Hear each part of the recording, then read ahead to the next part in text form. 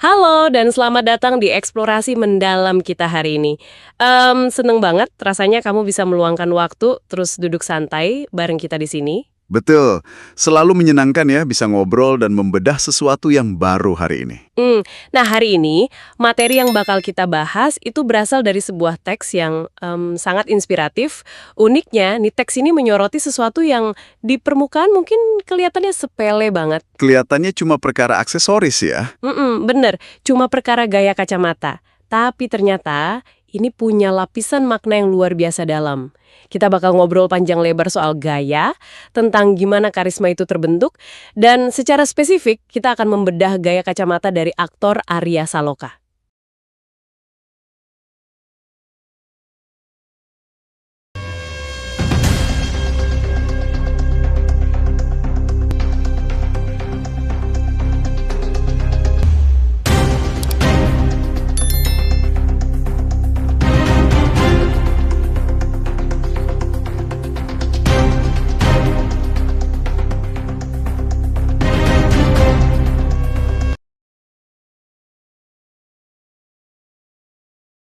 Ini topik yang menarik, karena kita hidup di era di mana orang sering terlalu fokus pada hal-hal besar kan? Iya, benar banget.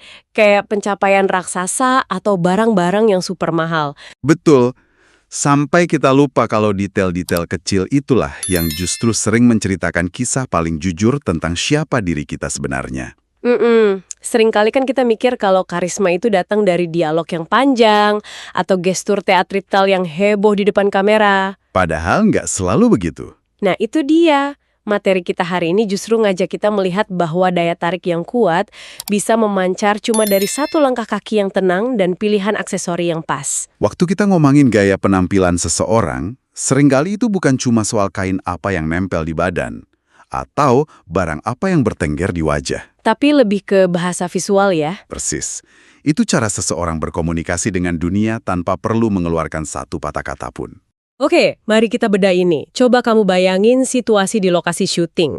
Kamera udah roll, lampu udah standby, dan tiba-tiba semua mata tertuju pada langkah mantap seorang Arya Saloka yang masuk ke dalam frame. Membayangkannya saja sudah terasa ya presensinya. Bener, dari dokumen dan video yang beredar belakangan ini, perhatian penonton, dan mungkin kamu juga kalau sempat lihat videonya, itu nggak langsung tertuju ke outfitnya yang mahal atau tatanan rambutnya. Tapi justru ke wajahnya kan? Mata kita langsung terkunci pada satu detail kecil di wajahnya, yaitu kacamata yang dia pakai. Di satu momen, Arya Saloka tampil pakai kacamata bening yang lensanya cerah. Yang memberikan kesan tertentu. Iya. Terus di momen lain, di lokasi yang sama, dia menggantinya dengan kacamata hitam yang pekat banget.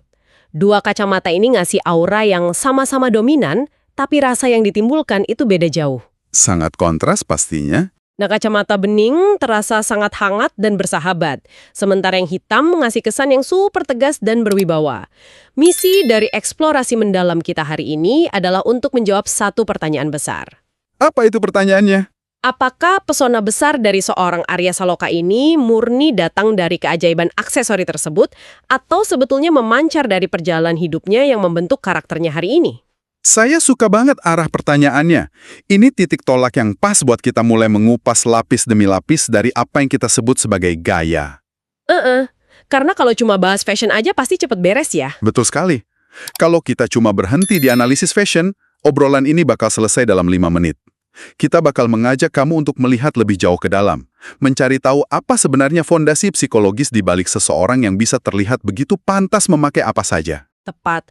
Makanya aku pengen mulai dari analisis visualnya dulu nih.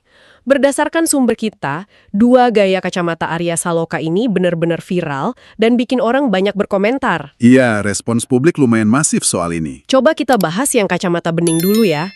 Saat Arya Saloka pakai kacamata dengan frame terang dan lensa bening ini, kesan pertama yang nyampe ke kita adalah kesan intelektual. Ada aura kehamatan yang keluar. Membuka semacam tabir ya. Benar. Kacamata bening ini seolah-olah ngasih lihat sisi lembut dari seorang pria dewasa yang matang. Kita yang lihat merasa sosok Arya Saloka itu sangat approachable, gampang didekati. Kesannya sangat terbuka dan ramah. Tapi, begitu dia ganti pakai kacamata hitam pekat, wah, auranya langsung puter balik. Kacamata hitam ini bawa ketegasan absolut. Sosok Arya Saloka seketika jadi kelihatan misterius, maskulin. Dan memberikan efek menjaga jarak. Nah iya, menjaga jarak tapi justru bikin orang makin penasaran. Secara visual perbedaannya sangat jelas, tapi kenapa secara aura dampaknya bisa sekuat itu?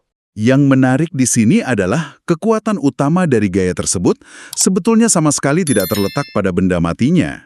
Oh, masa sih? Bukan karena model kacamatanya yang emang bagus? Mari kita berpikir kritis sebentar. Berapa banyak orang di luar sana yang punya aksesoris serupa? Jutaan orang bisa pergi ke mall sekarang juga dan membeli kacamata hitam atau kacamata bening dengan model yang persis sama. Bener juga sih. Tapi pertanyaannya, apakah ketika mereka memakainya, auranya akan senatural dan sekuat itu? Tentu tidak. Tapi tunggu dulu nih. Bukannya kacamata hitam itu secara universal emang didesain kayak semacam cheat code ya? Maksudku, siapapun yang pakai kacamata hitam pasti otomatis kelihatan lebih keren dan misterius kan? Memang benar. Kacamata hitam punya efek psikologis menyembunyikan mata. Otomatis, menciptakan jarak dan misteri. Tapi keren yang instan itu sifatnya rapuh. Rapuh gimana maksudnya? Kalau orang yang memakainya tidak punya fondasi kenyamanan diri, kacamata hitam itu malah akan terlihat seperti topeng. Orang itu akan terlihat seperti sedang berusaha terlalu keras untuk menjadi keren. Ah, paham-paham. Jadi kelihatan maksa gitu ya?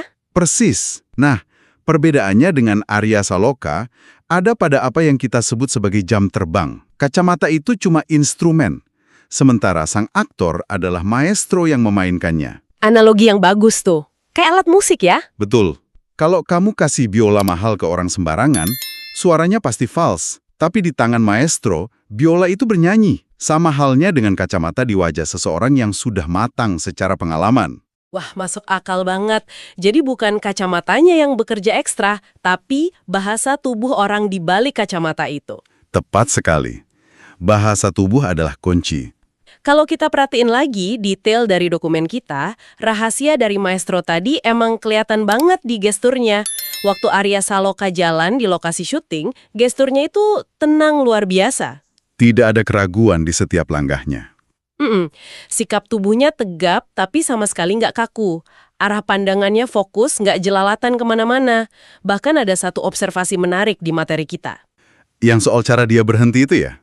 Bener, gimana cara dia berhenti sejenak sebelum mulai bicara atau merespon sesuatu? Semua detail kecil itu nyatu bikin impresi yang sangat solid tentang seorang Arya Saloka. Persis. Gestur mikro seperti itulah yang membedakan rasa percaya diri sejati dengan rasa percaya diri yang dipalsukan. Coba kamu perhatikan orang yang sedang grogi atau sedang berusaha mencari validasi. Biasanya banyak gerak ya, kayak salah tingkah gitu. Iya, mereka biasanya punya banyak gerakan tambahan, menggaruk kepala, membetulkan kerah baju berkali-kali, atau sekedar memperbaiki posisi kacamata setiap 5 detik. Ah iya benar banget, kelihatan banget gak nyamannya. Tapi pada Arya Saloka, dari masa awal karirnya yang penuh pencarian hingga posisinya yang stabil sekarang, terlihat ada evolusi ketenangan. Ketenangan yang udah terbentuk seiring waktu ya? Betul, tidak ada lagi gerakan terburu-buru, tidak ada gestur meledak-ledak yang tujuannya cuma caper ke orang sekitar. Kesederhanaan geraknya itulah yang mentransfer energi kematangan ke barang apapun yang dia pakai. Berarti dari momen visual pagi, kita bisa tarik satu benang merah nih. Waktu kamera ngerekam langkah meyakinkan seorang Arya Saloka, itu jadi semacam bukti konkret kalau dia udah ngelewatin fase ingin pembuktian. Dia sudah selesai dengan urusan validasi eksternal.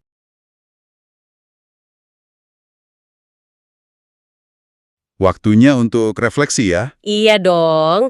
Setelah dengerin proses panjang di balik karisma, tadi preferensi kamu jatuhnya kemana?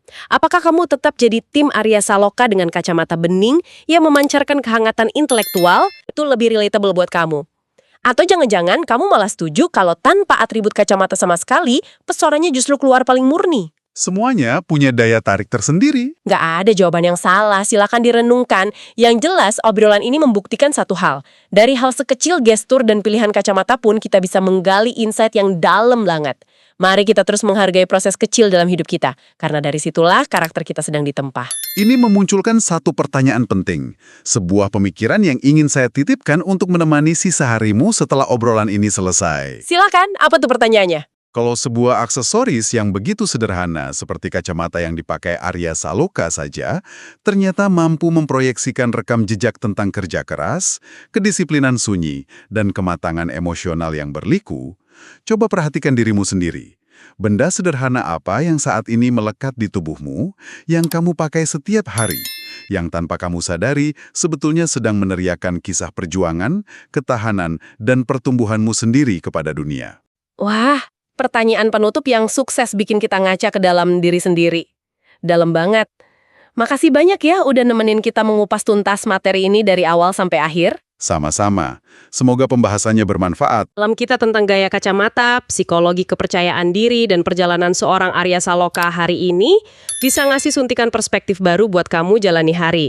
Sampai ketemu lagi di obrolan kita yang selanjutnya. Terus semangat, hargai hal-hal kecil, dan yang paling penting, nikmati setiap prosesmu.